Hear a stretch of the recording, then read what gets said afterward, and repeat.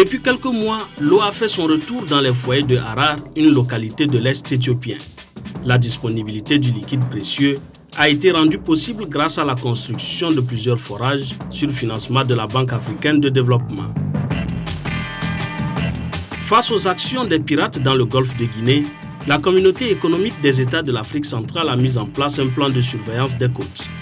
Depuis le début des patrouilles en septembre 2009, les attaques ont pratiquement disparu.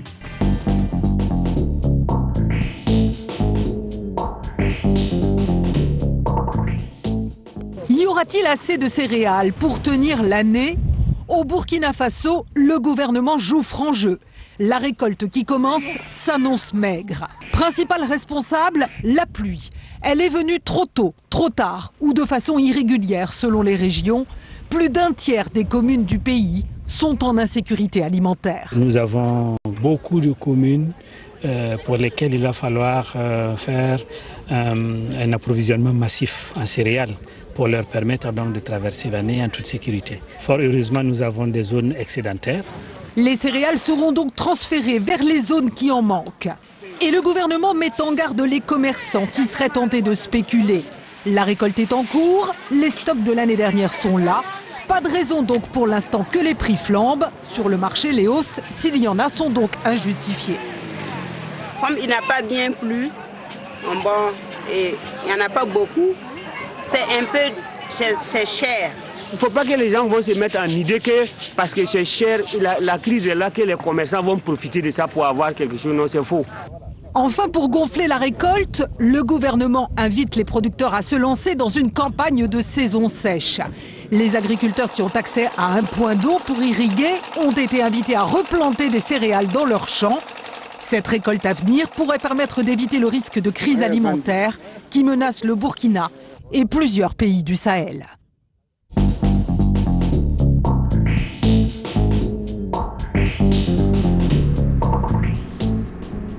Nous sommes à Harar, une cité historique à l'est de l'Éthiopie dont l'origine remonte bien avant le 8e siècle. Il y a plus de 100 ans, cette cité a été la première ville éthiopienne à avoir un réseau d'adduction d'eau potable. Aujourd'hui, Harar a vu son système d'approvisionnement en eau se détériorer, plongeant les habitants de cette ville dans des difficultés quotidiennes. Avant, nous n'avions de l'eau que 2 fois tous les 15 jours. Et pour avoir cette eau, il fallait veiller toute la nuit. Avec ce nouveau système, nous avons de l'eau à tout moment et à moindre coût depuis ces 5 derniers mois. Les difficultés de la ville d'Harar s'expliquent en partie par l'assèchement de ce lac situé à Alemaya. Ce lac qui s'est asséché au fil des années de sécheresse était le principal pourvoyeur d'eau douce pour des centaines de milliers d'habitants de cette région orientale de l'Éthiopie. What we see is Alemaya Lake. Alemaya Lake was being used as a source for Harar town. Ce que vous voyez derrière moi ici, c'est le lac d'Alemaya. Le lac Alemaya a été utilisé pour l'approvisionnement en eau de la ville d'Harar. Il s'est asséché à cause de l'utilisation intensive de l'eau pour l'irrigation. Tout se faisait avant avec l'eau du lac d'Alemaya. Avec tous les problèmes liés à l'assèchement du lac et tous les problèmes d'approvisionnement que connaît la ville, la BAD a financé ce projet dans le souci d'augmenter l'approvisionnement en eau de la ville d'Harar. Donc, il y a 8 ans environ, la BAD a accepté d'accorder des prêts importants et des subventions pour la réalisation de ce projet.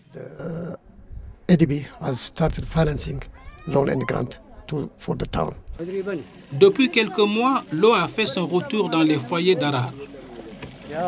La disponibilité du liquide précieux dans cette cité historique et dans d'autres localités de cette partie de l'Éthiopie a été rendue possible grâce à la construction de plusieurs forages autour de Dirdawa, à 75 km de Harar.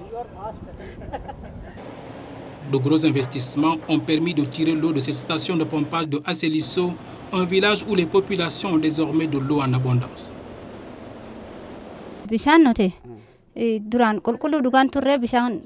Nous utilisions une eau qui était de mauvaise qualité. Elle nous causait souvent des maladies, surtout pour les enfants.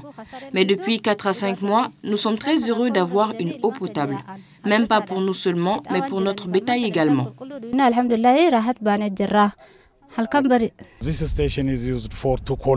Cette station de pompage utilise l'eau des différents forages.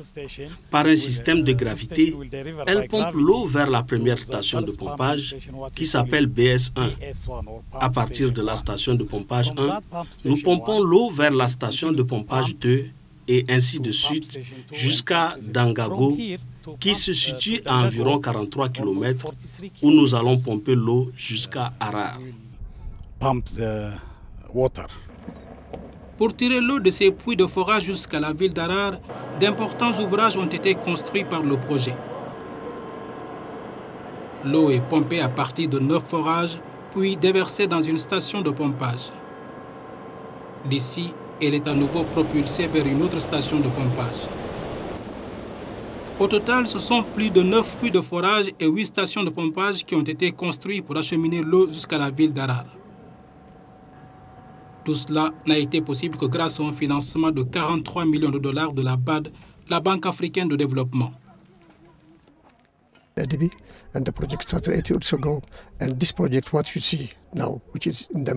La BAD a commencé le projet il y a 8 ans et ce projet que vous voyez ici a apporté un énorme soulagement aux populations qui recevaient une ration en eau 2 fois par semaine. Il y avait de réels problèmes d'approvisionnement en eau à la suite de l'assèchement du lac d'Alemaya. La BAD a joué un rôle inestimable afin d'augmenter l'approvisionnement en eau dans la ville de Harar, mais aussi dans les régions voisines d'Alemaya, d'Irdawa, d'Adelei, ainsi que dans les zones rurales.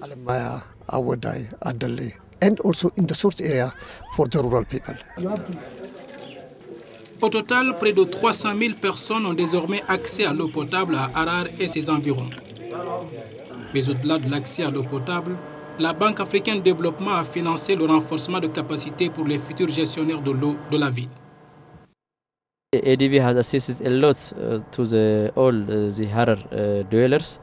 La BAD a énormément assisté les habitants d'Harar en termes de renforcement des capacités, de financement par un système de prêt. La BAD a apporté un soutien énorme à ce projet. Nous ne pourrons jamais oublier sa contribution. Dans l'avenir, nous comptons distribuer et vendre cette eau sur la base de son tarif réel et qui est moins cher qu'avant. Nous espérons rembourser le prêt de la BAD très bientôt. Pour ce qui concerne le programme de renforcement de nos capacités, il faut dire que la BAD a accordé une subvention de 20 millions de birrs éthiopiens. Donated as a grant about 20 million birr in Ethiopian birr. Le cas de Harar illustre parfaitement la situation de beaucoup de villes et villages africains confrontés au manque d'eau potable. En effet, le secteur hydraulique a attiré peu d'investissements ces dernières décennies en Afrique. Selon la BAD, les besoins en financement dans le domaine de l'accès à l'eau potable en Afrique se chiffrent au moins à 50 milliards de dollars.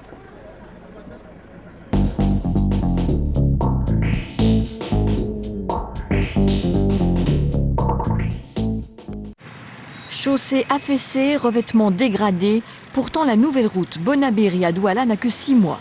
Et les travaux tout juste achevés ont coûté à l'État camerounais près de 6 milliards de francs CFA, soit plus de 9 millions d'euros. Pour les riverains, pas de doute, les fonds alloués ont été détournés. Ça, c'est de l'escroquerie. Si ce n'était pas de l'escroquerie, après 6 mois, on ne devait pas trouver une route ainsi. On ne sait pas où sont alloués les fonds, où c'est les individus qui ont détourné cet argent.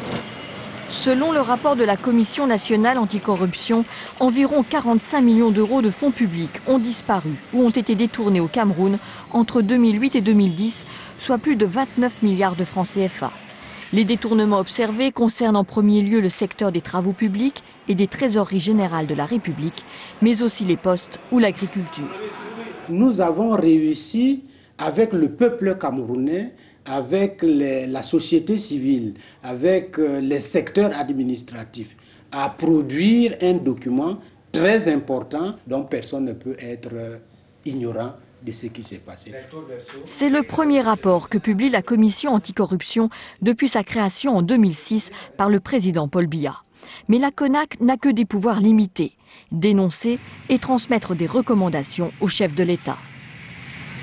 Je pense qu'il aurait été bon que la CONAC envoie directement les dossiers au parquet et qu'une action judiciaire soit engagée. Au moins la police judiciaire doit commencer à entendre un à un les personnalités qui ont été indexées dans ce rapport. Comme les ministres en fonction des travaux publics ou de l'agriculture contre lesquels le rapport recommande des poursuites judiciaires. Pour l'instant, le Cameroun reste perçu selon Transparency International comme l'un des pays les plus corrompus au monde.